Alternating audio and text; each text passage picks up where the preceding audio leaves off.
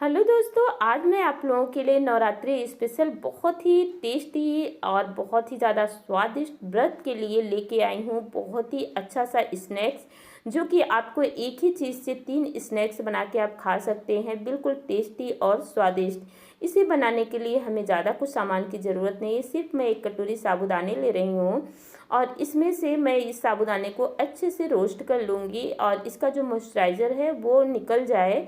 इस तरह से साबूदाने को हमें रोस्ट कर लेना है। तो साबूदाना अगर आप इस तरह से भून लेते हैं तो उसमें क्या है, मॉइस्चराइज़र कम हो जाता है और इसका पाउडर बनाने में आपको इजी होता है। और ये देखिए अच्छे से भुन गया है साबूदाना। अब इसे मैं प्लेट में निकाल लूँगी और यहीं पर मैं थोड़ा सा मूंगफली का दाना भी भूजूँगी। जैसे 1 कटोरी अगर आपका साबूदाना है तो इसका चौथाई हिस्सा आपको मूंगफली के दाने लेने हैं और इसे भी अच्छे से रोस्ट कर लेना है। बस इतना करना है कि इसके छिलके निकल जाएं। और ये देखिए ये भी रोस्ट हो गया है, इसे भी मैं निकाल लूँगी। अब मैं चलती हूँ इसे पीसने के प्रोसेस में। तब तक हमारा साबूदाना जो है वो ठंडा हो गया है और इसका मैं फाइन पाउडर बना लूँगी।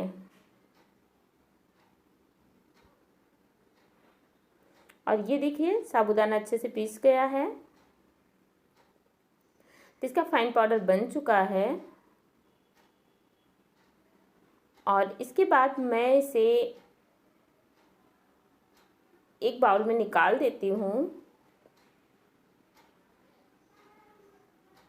और इसके बाद मैं इसमें 3 बॉयल आलू ली थी और उसे मैश करके इस तरह से आप जो अदरक वाला कद्दूकस होता है ना, उससे आप इसे क्रश कर लीजिए क्योंकि इसमें गुठलियाँ नहीं होनी चाहिए आलू में। और बढ़िया से इसे क्रश करके आप इसमें डाल दीजिए। तो इस तरह से मैं तीनों आलू को अच्छे से साबूदाने में क्रश करके डाल दी हूँ। इसके बाद यहाँ मैं हरी मिर्च और अदरक के पेस्ट डाली हूँ। थोड़ा सा मैंने व्रत वाला नमक डाला है। अगर आप व्रत के लिए बना रहे हैं तो आप व्रत वाला नमक डालिए। इसके बाद थोड़ी सी कुटी हुई लाल मिर्च डाल रही हूँ। अगर आप लाल मिर्च खाते हो तो आप डालिए, नहीं तो आप स्किप कर सकते हैं। थोड़ा सा मैं 1 चम्मच काली मिर्च डाल रही हूँ। आधा चम्मच मैं भुना हुआ जीरा डाल रही हूँ। तो इसमें से जो भी चीज़ें आप व्रत में नहीं खाते आप उसको स्किप कर सकते हैं। इसके बाद मैं थोड़ी सी हरी धनिया डाल के और इसके डो तैयार कर लूँगी।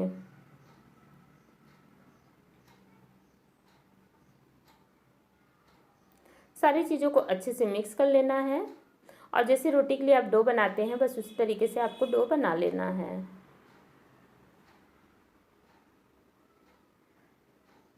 और देखिए एक जगह सिमट गया है और इसे कवर करके आपको रख देना है।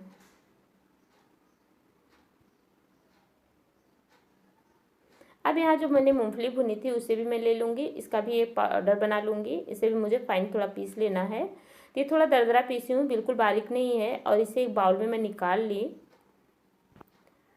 अब यहाँ मैं छोटी कटोरी से 1 कटोरी साबूदाना को भिगाई थी। अगर वजन में बात की जाए तो मैंने 100 ग्राम साबूदाना भिगाया था और 2 घंटे के लिए मैंने भिगो के रख दिया था। और इसको मूंगफली में मैं डाल दूँगी। अब यहाँ एक बड़ी साइज़ की आलू है। 100 ग्राम साबूदाने में आप आलू थोड़ा कम ज़्यादा हो जाए तो कोई प्रॉब्लम नहीं है। और इस तरह से जो बड़ा वाला कद्दूकस है जिससे मैं कर सकती हूँ, इसे से मैं आलू को क्रश कर दूँगी। और सारे आलू क्रश करने के बाद 1 चम्मच में काली मिर्च डाल रही हूँ। थोड़ा सा मैंने व्रत वाला नमक डाला है, सेंधा नमक। 1 हरी मिर्च मैंने बारीक काट के ली हूँ। आधा मैंने नींबू का रस लिया है। इससे इसका स्वाद बहुत ही चटपटा आता है, बहुत ज़्यादा टेस्टी लगता है। और बस मैंने इतना ही चीज़ डाला है इसमें। मैं यहाँ जीरे का यूज़ नहीं कर रही हूँ। अगर आपको पसंद है तो आप यहाँ जीरा भी डाल सकते हैं। और बस इसे आलू को अच्छे से मिक्स कर देना है। आप यहाँ बारीक हरी धनिया भी डाल सकते हैं, लेकिन मैंने नहीं डाला है। और बस एक ट्रे ले लीजिए या थाली, जो भी आपके पास है। तो मैं इस ट्रे में इसे जमा रही हूँ और इसे तेल से अच्छे से ग्रीस कर देना है। और जो ये डो है आपका, बस इसे आपको इसी ट्रे पे अच्छे से सेट कर लेना है।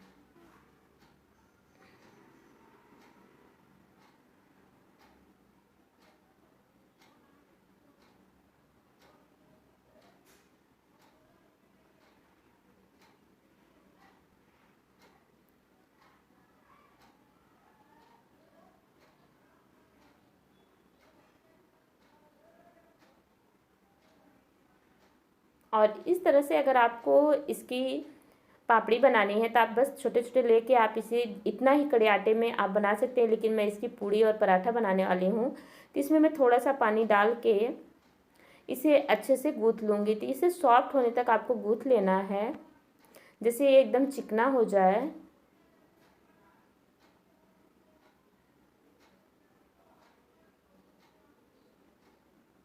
और थोड़ा सा हाथों में घी लगा के अब इसके मैं बॉल्स बना लूँगी।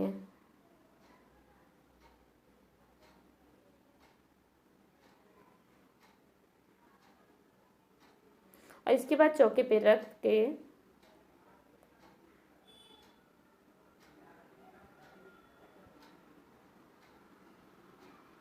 और इसे वो साबूदाना का सूखा आटा मैंने थोड़ा सा निकाल लिया था, बस उसी में कोट कर दे रहा हूँ। अगर आपके पास राजगिरा का आटा हो तो आप उसे भी ले सकते हैं। और इस तरह से हमें बेल लेना है। तो किनारे का भाग थोड़ा सा ऐसे फैला हुआ आएगा, तो अगर आपको इसे गोल करना है तो आप इसे किसी चीज़ से काट लीजिए, नहीं तो आप इसी तरीके से भी सेक सकते हैं। और बस इस तरह से मैं एक ढक्कन ली हूँ और इससे मैं गोल राउंड में से काट लूँगी। तो आप देख सकते हैं कितनी बढ़िया सा हमारा पराठा तैयार है। और इसे अगर आप तवा पे सेकना चाहें तो आप तवा पे भी सेक सकते हैं, लेकिन आज इसे मैं कढ़ाई में सेकना आपको बताऊंगी कितना ज़्यादा इजी तरीके से आप इसे कढ़ाई में सेक सकते हैं। अब यहाँ कढ़ाई में मैंने घी लगाया है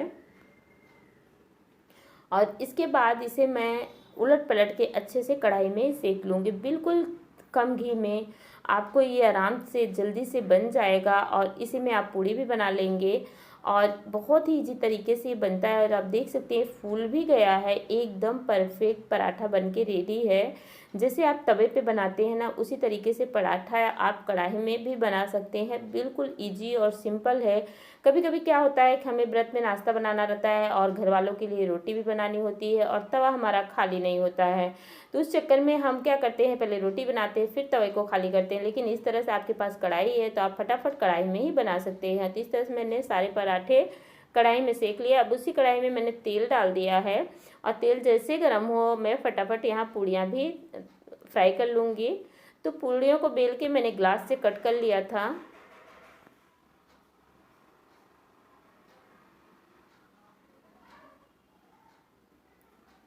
जैसे इसे मैंने ढक्कन से कट किया था उसी तरह से पूड़ियों को मैंने छोटे ग्लास से कट किया था और बस उसी शेप में आपको पूड़ियाँ बनानी थी।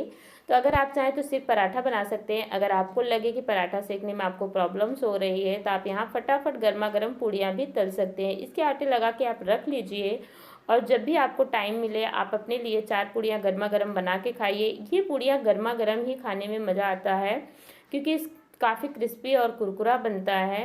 और ये देखिए बढ़िया से हो गया है। अब इसे मैं निकाल लूँगी। ये देखिए, और इसमें ऐसा नहीं पूड़ी और पराठा दोनों एक ही जैसे लगेंगे। और ऐसा है वो बिना तेल का है, जिसे तेल कम खाना है वो इस तरह से पराठे बना ले और जिसे तेल से कोई प्रॉब्लम्स नहीं है वो इस तरह से जल्दी से पूड़ियाँ तल लें।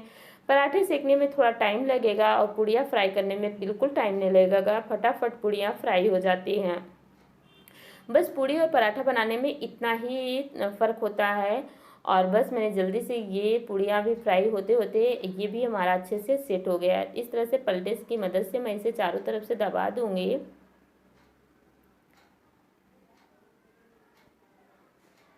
और ये देखिए इस तरह से मैं इसे समेट दूँगी और इसके बाद मैं थाली पे इसे पलट दूँगी। पलटने के बाद मैं इसके पीसेस कर दूँगी।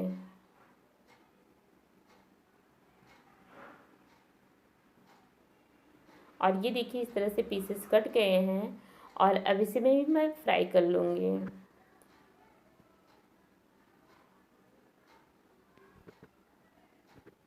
इसे एक ट्रे में आप निकाल लीजिए और इसे जब खाना हो आप तभी फ्राई कीजिए। इसी तरह से इसके पीसेस करके आप फ्रीज में रख दीजिए और जब फ्राई करना हो तो आप दिन में कभी भी इसे फ्राई करके खा सकते हैं। और हमारी पूड़ियाँ पराठे दोनों रेडी हो गए हैं और आप देख सकते हैं कितनी अच्छे से पूड़ियाँ बन गई हैं। पराठे भी हमारे कम तेल में बिल्कुल क्रिस्पी और कुरकुरे बने हैं।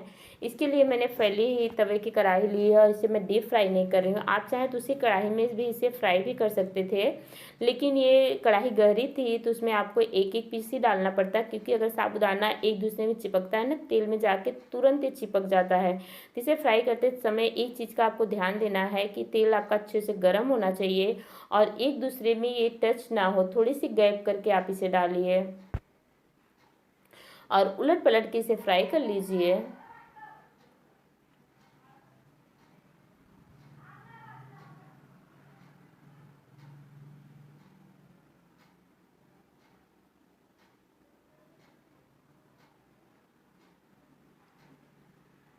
और इस तरह से इसे आप निकाल लीजिए।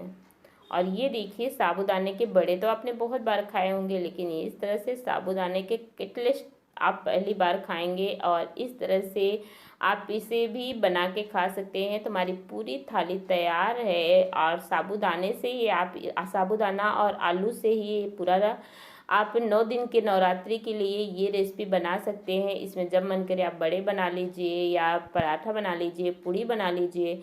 और आप देख सकते हैं तीनों चीज़ें बहुत ही अच्छे से फूली हुई हैं। और इसे मैं बीच से आपको गैप करके भी दिखाती हूँ।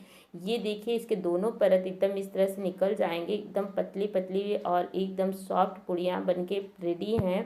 तो वीडियो कैसा लगा, प्लीज़ अगर आपको हमारी वीडियो पसंद आ रही हो तो प्लीज़ वीडियो को लाइक शेयर एंड सब्सक्राइब करना। इसके लिए आप धनिया की चटनी बना लीजिए या तो आप इसे चाय के साथ एंजॉय कीजिए, बहुत ही टेस्टी लगेगा। वीडियो पसंद आए लाइक शेयर सब्सक्राइब करना। Bye bye.